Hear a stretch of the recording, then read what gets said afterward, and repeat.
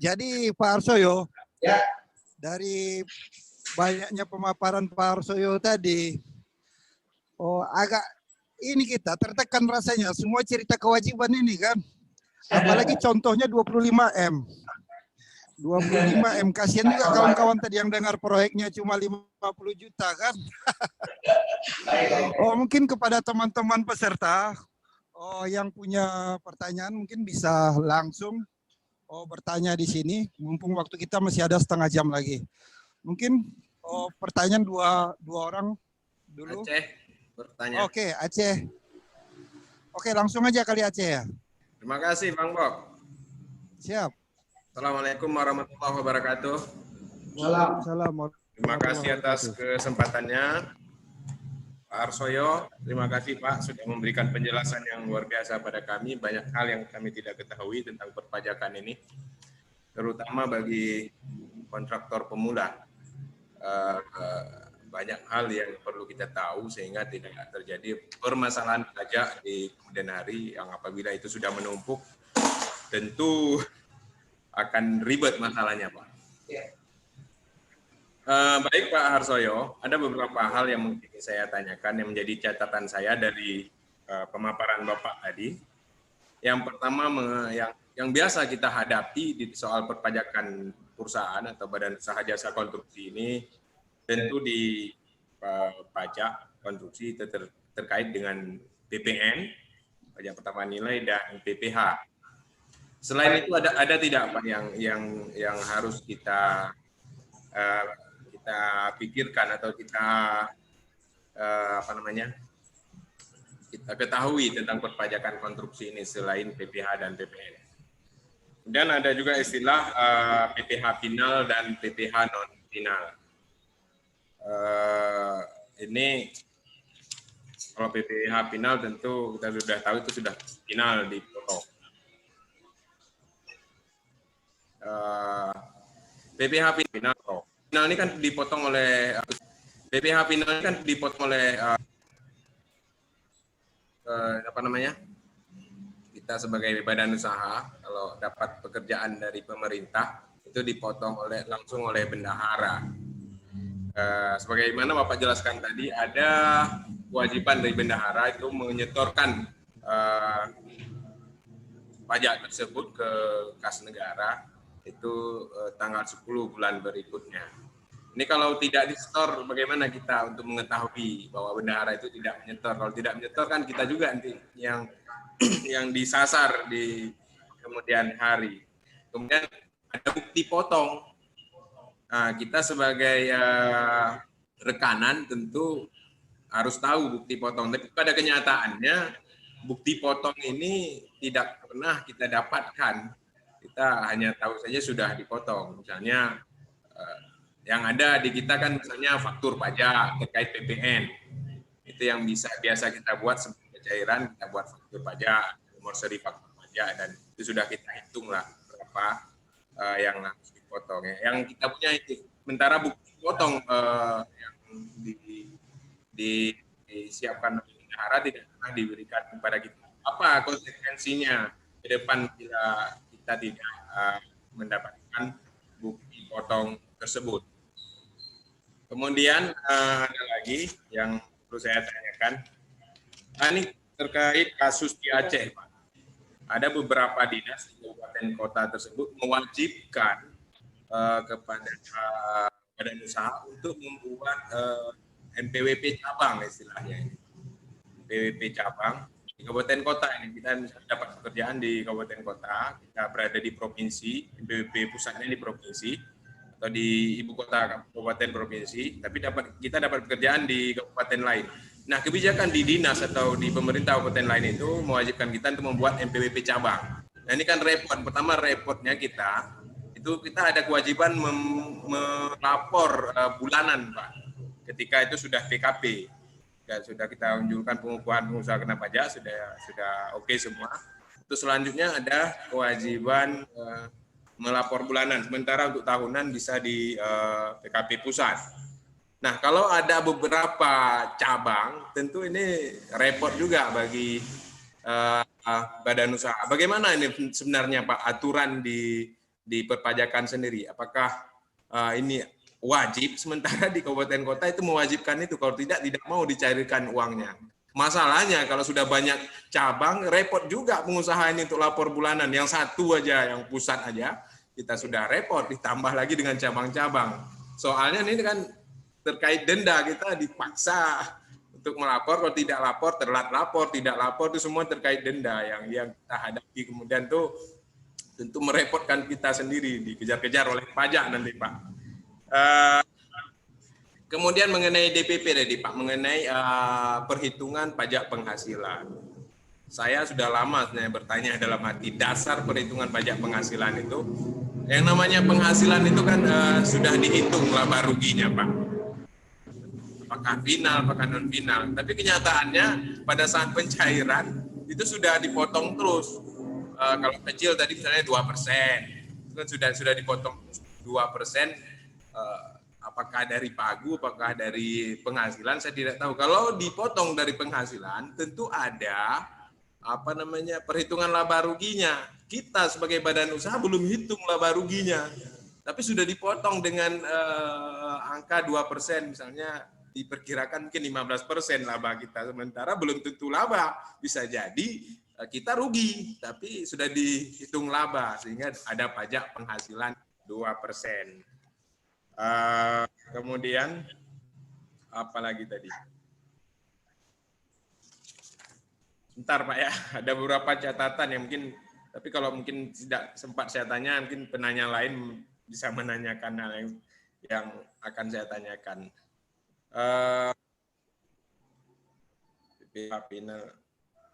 Saya kira itu saja Pak, mungkin saya sudah lupa juga ini yang saya tanyakan, agak kacau juga catatannya ini.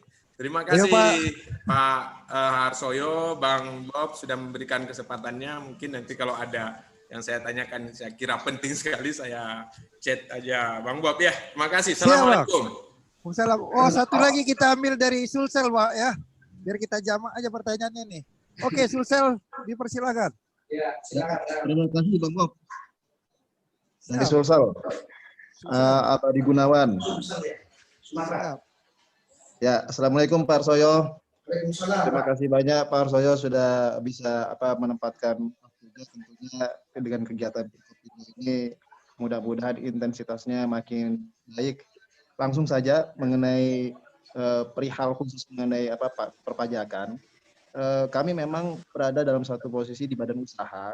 Badan usaha yang di sini tadi diterangkan oleh saudara kami itu di Aceh memang ada hubungan dengan pemerintahan. Oke. Kami sendiri juga intens dengan hubungan dengan swasta. Jadi dalam hal di sini swasta, kita ini dengan perusahaan yang bergerak swasta, berarti dalam arti kondisi dengan PPN ataupun PPH itu memang sudah ada ketentuan. Nah, dengan kondisi pertanyaan yang pertama adalah kami punya perusahaan cash kemarin ya Pak Arsoyo. 3-4 tahun yang lalu kita mengikuti TA, tax amnesty. Sempat diinikan juga sama pihak pajak, sempat ditanyakan dan akhirnya ada hitung-hitungan, intinya secara kesimpulan kami kena denda. Dendanya cukup besar. Yang seharusnya kami mewajibkan untuk melakukan pembayaran 300 juta, ini langsung teknis Pak Arsoyo, mohon maaf. Tahu-tahu hasil outputnya itu kami harus bayar 1,8 M. Jujur saya nggak mau bayar Pak. Biar digorok juga nggak mau bayar. Sampai seperti itu gitu orang pajak Pak. Nggak ada lagi negotiable katanya. Kalau Bapak mau ada diskusi silahkan ke Kanwil katanya. Akhirnya mentah sampai saat ini Pak. Sampai kita bicara nih. Kalau memang hanya move aja jangan begitu pajak gitu. Jadi pajak ini mohon maaf ya Pak Arsoyo, tipenya ini udah kayak kolektor Pak. Udah kayak kolektor banget. Kita kondisi dari perusahaan-perusahaan yang kecil-kecil seperti ini ke bawah tentunya nggak gitu. Gimana dengan perusahaan yang lainnya? Nah, itu yang pertama Pak. Yang kedua, perhitungan mengenai PPN nih Pak ya. Ini kita sering diskusi. Ada suatu perusahaan kita punya istilahnya kami sebagai vendor, pemberi kerja ini kita ikuti ketentuan. Pada saat kita menagih, tentunya invoice dengan faktur pajak yang kita sampaikan Pak. Ya Pak ya, invoice dan faktur pajak. Karena kalau menagih hanya invoice saja, faktur pajak tidak dilampirkan, tidak mungkin keluar uangnya itu.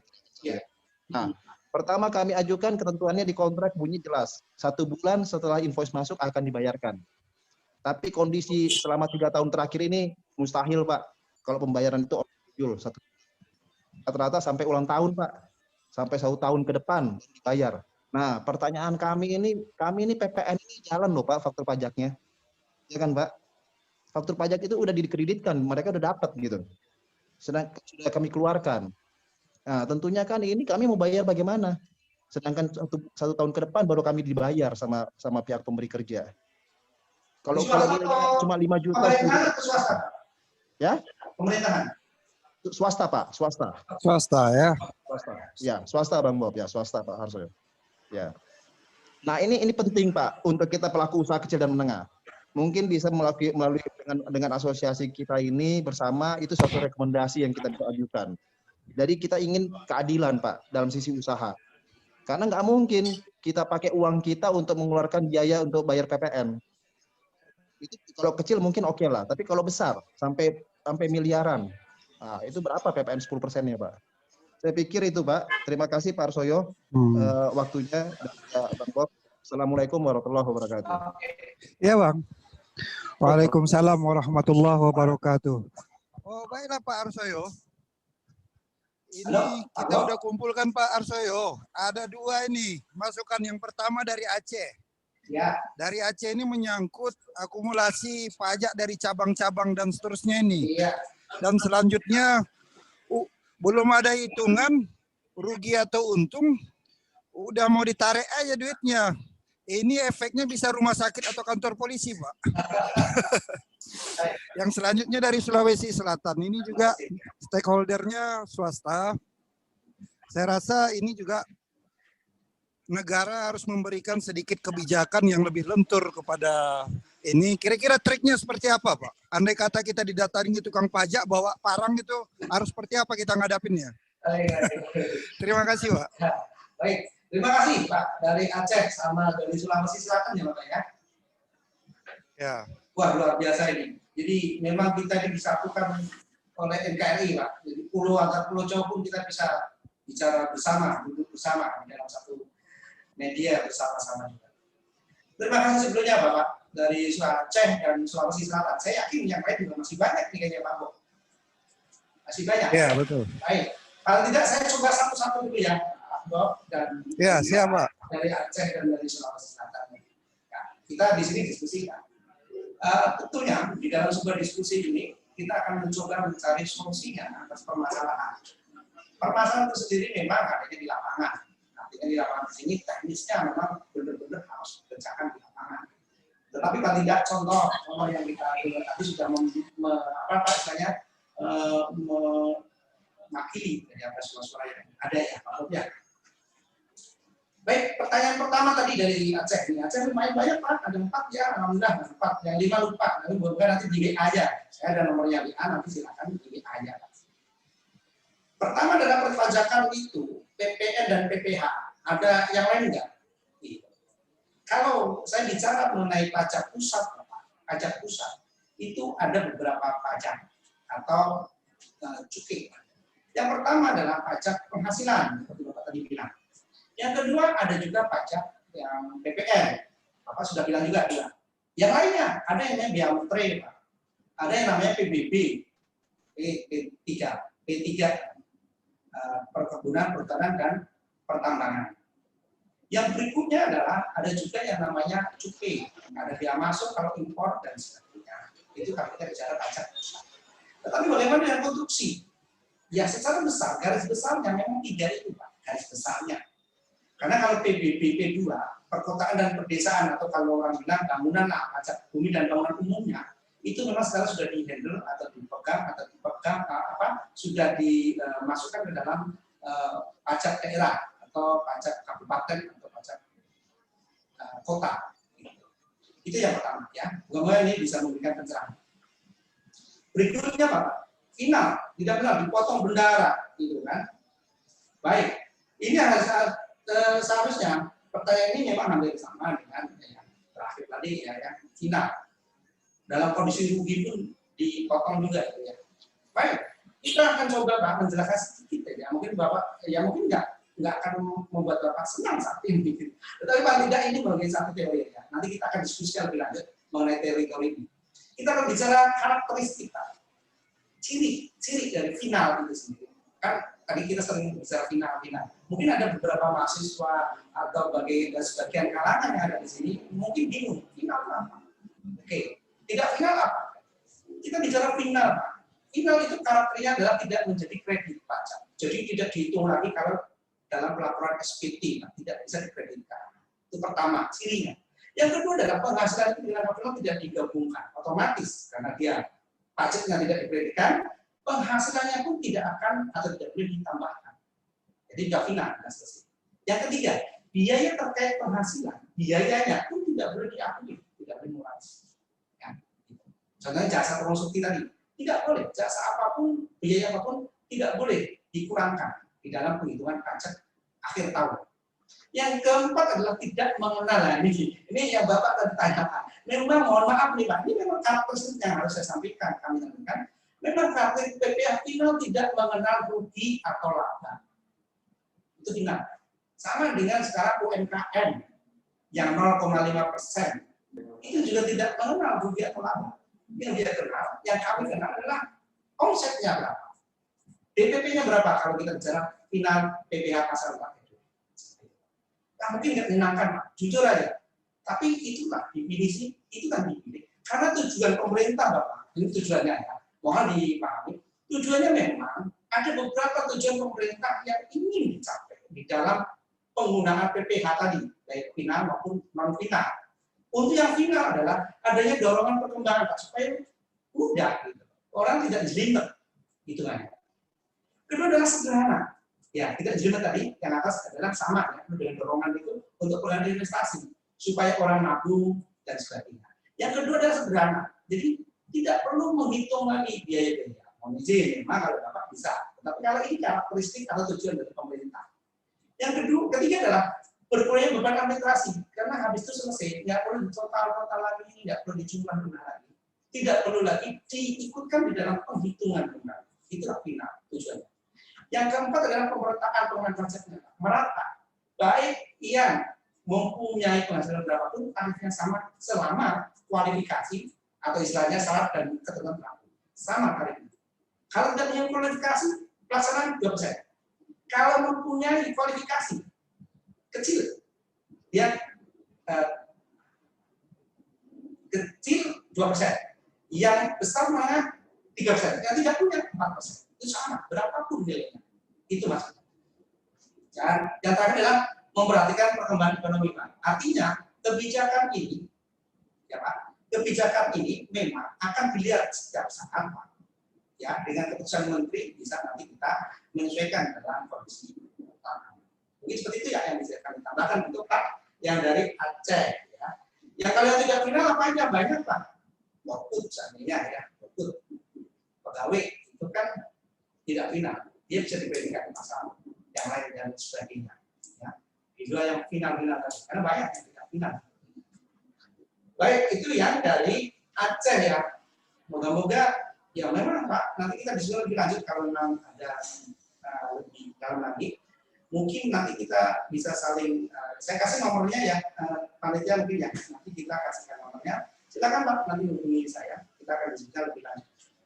Karena mungkin kalau kita jelaskan terlalu panjang dengan data dasarnya, ya realnya memang itu. Karakteristik yang kami bisa masukkan tadi adalah memang seperti itu. Baik, yang berikutnya adalah ini Pak, terkait dengan tax amnesty. Nah, karena ini masalah teknis ya Pak, sangat teknis. Karena teman-teman di lapangan, dalam penghitungan terkait dengan tax amnesty, tentunya dia menggunakan data. Kalau saya di sini, jelas, nggak berani mengatakan mana benar atau salah. Karena selama data itu ada di tangan teman-teman, ya mungkin mereka mempunyai data yang memang paling. Mau izin Pak, ya, yang dari Sulawesi Selatan, itu memang keadaannya, tapi mungkin dalam pelaksanaan mungkin Bapak kan merasa kurang gitu ya, kurang jelas artinya perlu penjelasan lebih dalam terkait dengan tax amnesty yang Bapak lakukan. Karena niatan Bapak tadi berapa? 200 juta ya banyak, tapi malah bisa 1,8 M ya. Sekali lagi Pak, itu terkait dengan data. Kami tidak berani terlalu jauh, karena datanya kami tidak. Tetapi kalau tidak, saya sarankan untuk berdiskusi lebih dan mempunyai Bapak ajukan data-data yang memang kuat untuk mendukung argumen Bapak. Selama argumen itu kuat, saya yakin teman-teman pasti juga akan berpikir bahwa kami tidak akan berani sembarangan meletakkan sesuatu tanpa. Itu mungkin jawaban dari saya. Mungkin kita perlu diskusi berikutnya untuk melihat data-data. Ya. Terima kasih Pak Arsoyo, benar. Terus yang terakhir Pak, oh iya, ya intinya adalah kalau PPN Pak, yang terakhir sedikit gambaran. PPN, terkait dengan PPN Pak, PPN itu secara umum adalah pajak konsumsi. Nah, terkait dengan pekerjaan dengan pihak rumah, apalagi di luar juga adalah PKP juga. Maka di dalam invoice dan di dalam permintaan tadi ya Bapak sebutkan tadi, ya seharusnya apabila terjadinya mana yang duluan antara pembayaran dengan misal kalau pekerjaan pembayaran pajak itu dibayar tadi dibayar atau penyerahan ya itu pokoknya kalau belum dilakukan penyerahan atau belum dilakukan pembayaran maka sebenarnya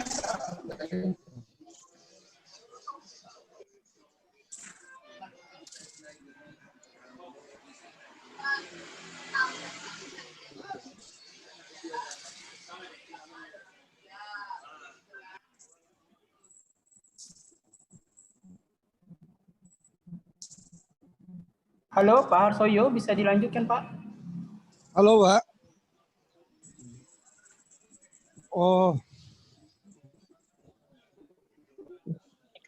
Oh baiklah. Mungkin jawaban ini tidak ini ya. Tidak menyelesaikan masalah. Saya rasa mungkin nanti bisa langsung komunikasi privat ya dengan Pak Arsoyo. Karena saya lihat tadi keresahannya, permasalahannya agak lumayan itu Pak.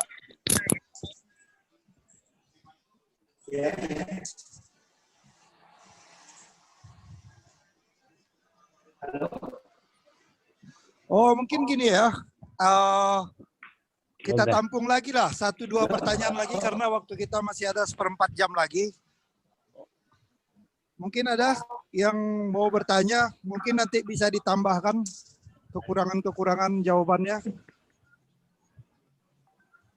Pak Bob, Iya. bisa dilihat di kolom chat juga ada pertanyaan ya. Atau saya rekap saja ini ya, nanti saya tampilkan di kolom chat ya, bisa Pak Bob bacakan ya.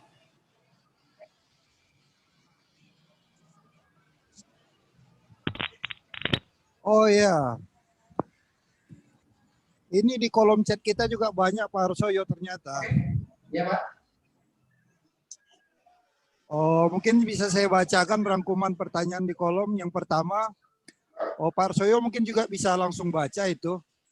Nah, pertama, pajak PPN 10% keluaran kode 01. Ini pertanyaannya banyak, sangat teknis sekali Pak Arsoyo.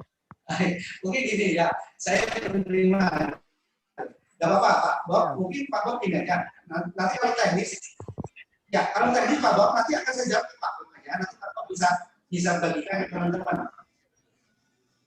Ya, apa-apa Pak Bob, nanti kirim aja ke saya. Karena mohon maaf, ini saya nggak bisa lihat. Nggak bisa lihat. Oh, nggak bisa lihat Pak ya? Oke, kalau gitu saya bacakan aja salah satu Pak ya. Nggak bisa. Saya bacakan aja salah satu. Oh, pada PPN 10%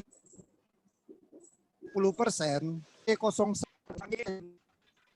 pada PPN 10% keluaran kode 01 setelah diterbitkan berapa lama disetorkan? Adakah diterbitkan atas pajak keluaran tersebut? Itu pertanyaan pertama. Dengar Pak Arsoyo. Oh, baiklah Pak Arsoyo, masuk pertanyaan kedua. Mengenai nilai saham yang di akte pendirian perusahaan, baik CV atau PT, apa pajak beranggapan bahwa nilai yang ada tertera itu pajak beranggapan bahwa nilai itu real yang harus dilaporkan dalam buku dalam bentuk PPh. Yang tertera di akte itu apakah itu dianggap real oleh orang pajak dalam bentuk PH, Pak? Saya rasa dua pertanyaan dulu, Pak. Halo Pak Arsoyo. Ya. Ya. Terima kasih. Halo Pak Arsoyo.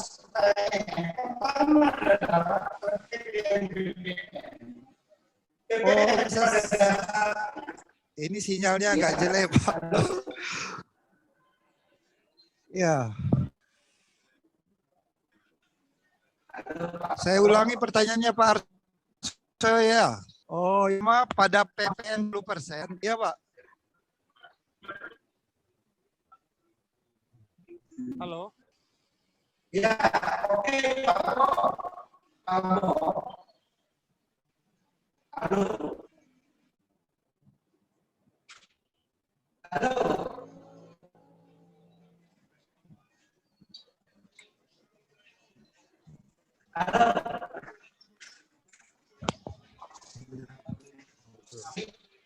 Atas pajak yang sudah dilakukan, pajak harus dibayar dan harus setor di pemerintah. Pajak keluarannya lebih besar daripada pajak masukannya. Intinya itu sederhana. Beda. Halo Bapak.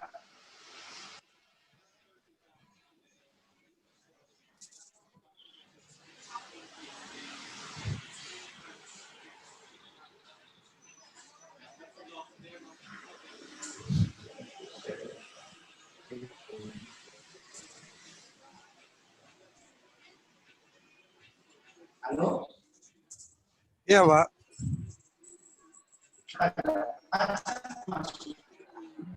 Maka jadi kurang bayar. Nah,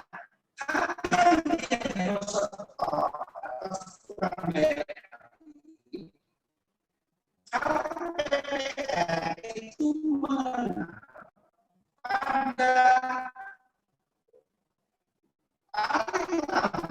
adalah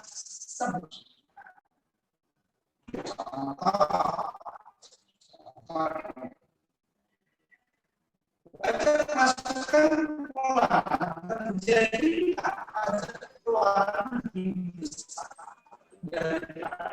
Pak Arsoyo, suaranya kurang jelas Pak. Bisa di setel dulu suaranya Pak. Di bulan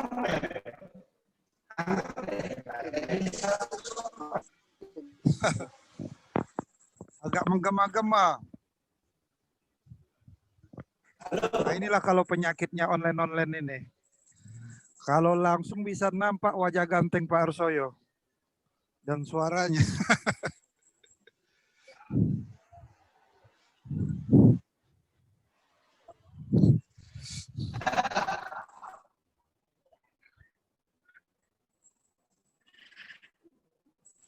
Halo, halo.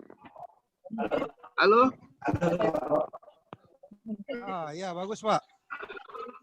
Halo. Kadang suaranya nih Pak. Halo. Suaranya kadang-kadang ada, kadang enggak Pak. Halo. Hancur suaranya Om. Iya, sinyalnya Halo. rusak itu, sinyalnya saya rasa.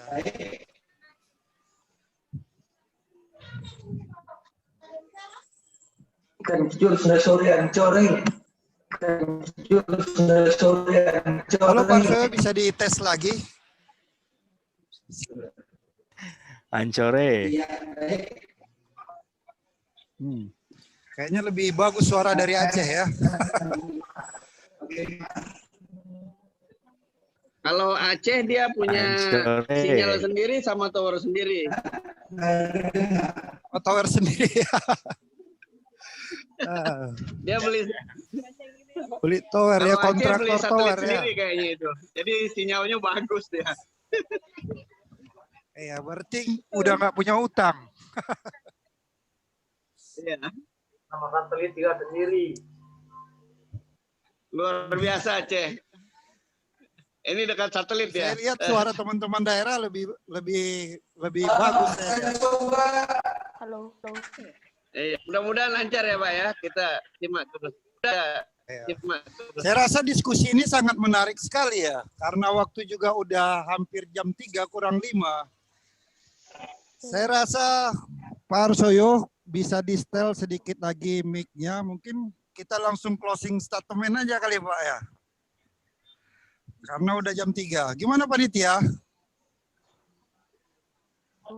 Boleh materi lah. Boleh, Pak. Ya.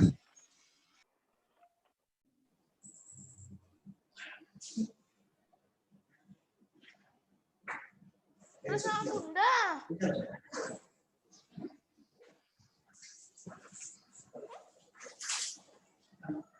Sendal siapa nih? Oke lah.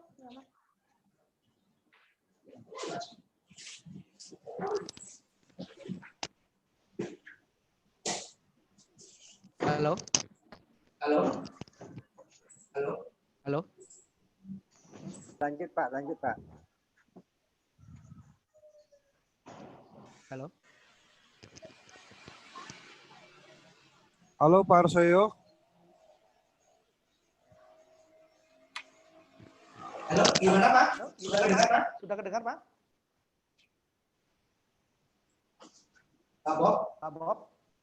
Iya Pak Arsoyo. Storing kali Pak Arsoyo terlalu dekat. Ya, gimana? Kalau gini gimana? Bisa kedengar?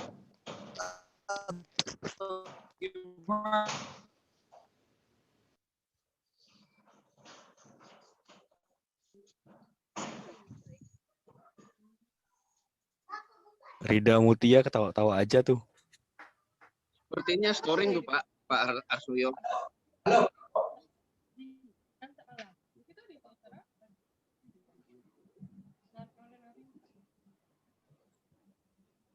Ya. Halo.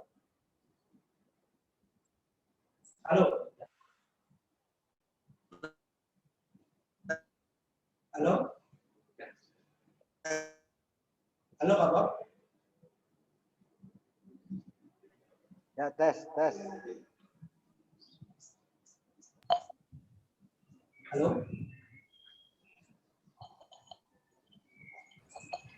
Halo, Pak. Kedengaran Pak? Ya, Bu.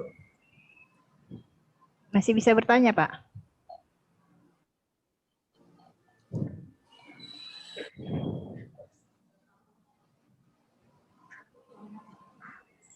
Halo, Pak Arsoyo, halo. Halo, Pak.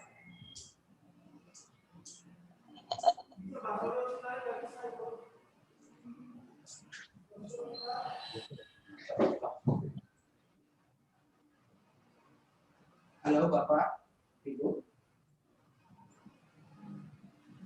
Halo Bapak Ibu. Ya, kedengaran Pak, cuman masih agak bergema ya. Halo, Pak. Halo. Halo. Halo. Pak Bob, bisa dengar suara saya? Pak Arsoyo sudah bisa dilanjut. Ini suara kedengaran Pak.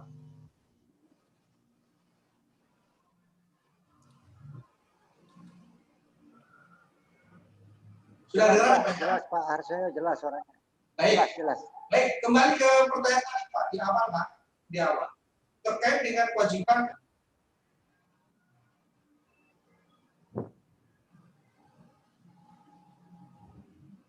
Halo. ya, Nggak ada suaranya, Pak. Unmute itu Pak, unmute yang laptop, yang kayaknya yang laptop itu yang aktif itu. Bapak pakai 2 akun itu kan? Iya. Ya, Ya, itu jaga-jaga sebetulnya Pak. Tadinya Pak. Ya. Oke, Pak. Oke Pak ya. Ya, terkait dengan PPN Bapak Ibu sekalian. Kalau PPN itu kan kita mengenal pajak keluaran dan pajak masukan.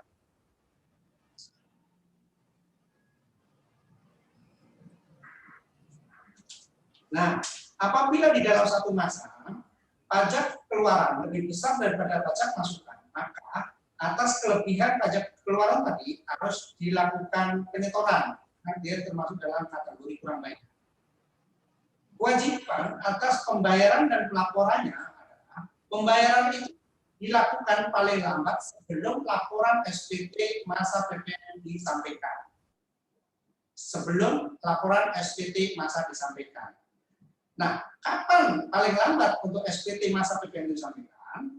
SPT masa itu PPN disampaikan paling lambat adalah akhir bulan setelah terjadinya kredit pajak atau penghitungan pajak dari PPN. Contohnya, apabila kewajiban itu dilakukan di bulan November, maka setoran dan pelaporannya dilakukan di bulan Desember. Setorannya paling lambat adalah sebelum disampaikannya laporan SPT tahunan. SPT PPN maksud saya. Nah, tanggal 31 Desember. Itu paling lambat untuk pelaporan.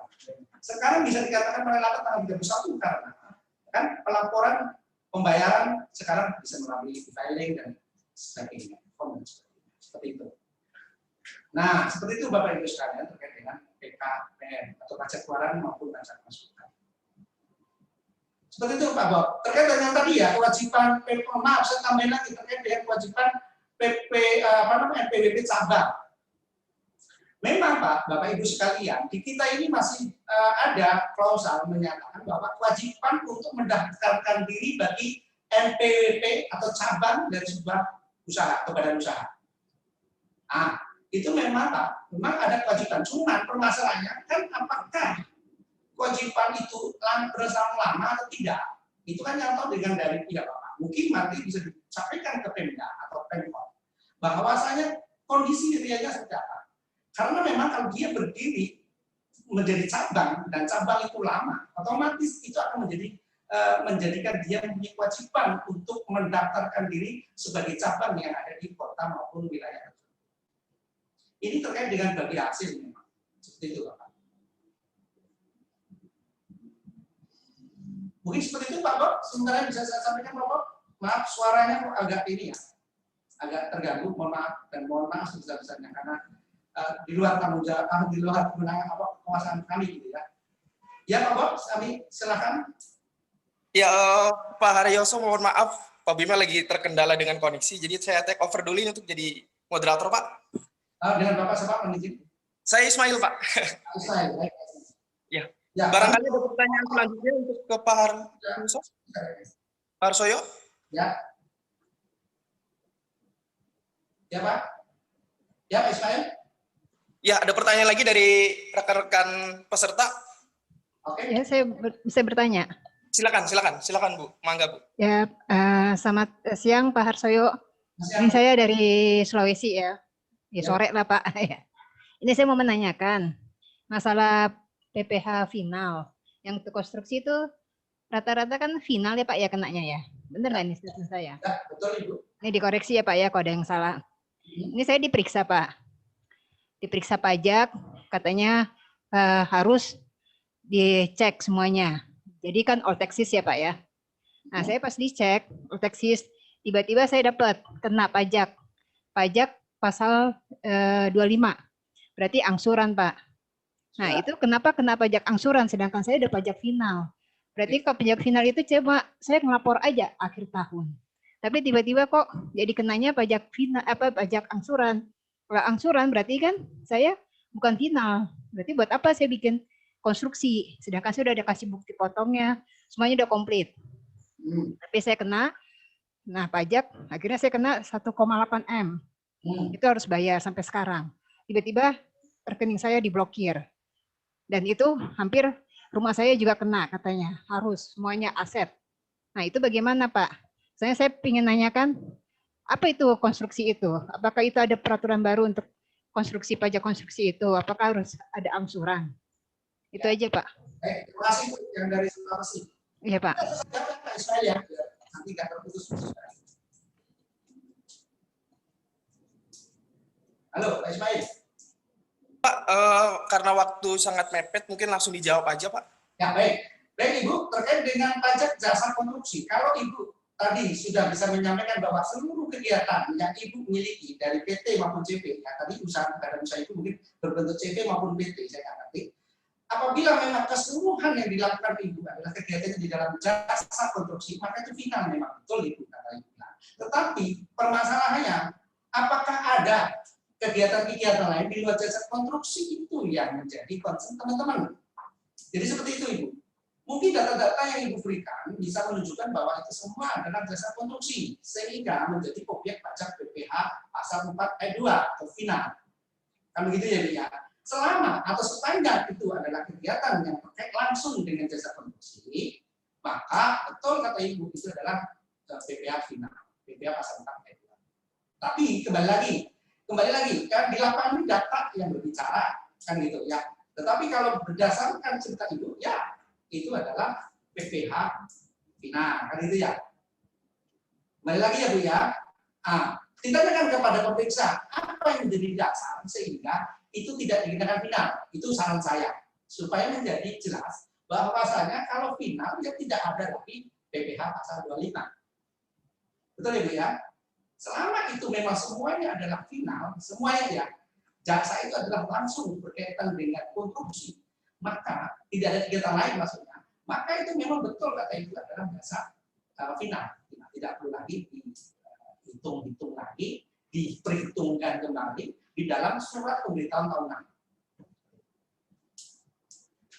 Oke, mungkin itu jawaban dari saya. Kalau selama sepanjang memang pekerjaan yang itu atau CV itu atau badan usaha itu yang dilakukan ada dalam rangka PPh pasal 42, ya itu adalah final atau jasa konstruksi.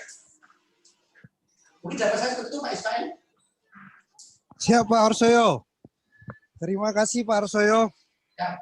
Mungkin pertemuan kita pada siang ini kurang kenyang ini Pak, kalau ibaratkan makan. Harusnya langsung berhadapan langsung dengan Pak Arsoyo, jadi bisa puas kita makannya. Siap Pak. Tapi juga buat teman-teman di daerah, Pak Arsoyo welcome ya Pak ya untuk menerima konsultasi atau pertanyaan privat ya. Pasti Pak, karena menjadi salah satu kewajiban kami, contohnya namanya bimbingan dan pengawasan, kan membimbing. Ada penyuluh bahkan nanti Pak. Nanti ada, siap Pak. Ya. Tapi kan kalau formal kan jelas pula ininya Pak. Ya, formalnya jelas pula kan, apalagi eselon 3, eselon 2 kan. Kalau kapasitas kami menyampaikan peraturannya Pak ya, menyampaikan aturannya. Siap pokoknya. Selama itu menjadi kewajiban kami dan itu ranah kami siap diundang. Oh baiklah Pak Arsoyo, saya rasa pertemuan kita pada siang hari ini mungkin kita tutup sampai di sini. Atas nama moderator kami mengucapkan terima kasih atas kesediaan Pak Arsoyo memberikan informasi dan pemahaman kepada kita semua. Semoga ilmu yang disampaikan bermanfaat dan bisa kiranya juga menjadi penolong kita apa yang Bapak sampaikan ini. Dan tentu aja kontraktor ini adalah ujung tombak pembangunan Republik tercinta ini, Pak. Jadi harus